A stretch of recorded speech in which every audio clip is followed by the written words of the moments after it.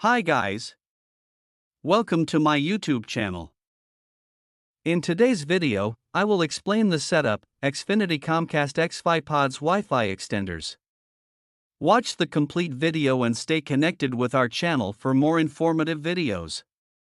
Let's start. First, download the Xfinity app on your smartphone. You can download it from App Store or Google Play.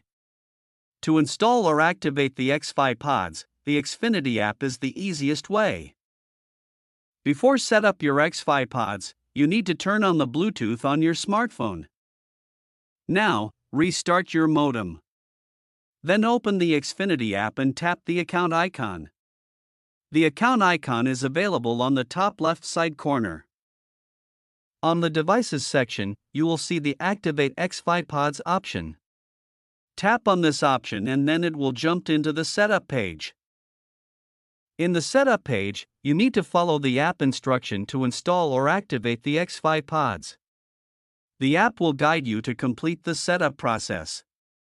If you are facing any trouble to set up your Xfinity Comcast xFi Pods Wi-Fi extenders, or you need our assistance to get a perfect Wi-Fi network, then you can reach us. Thanks for watching.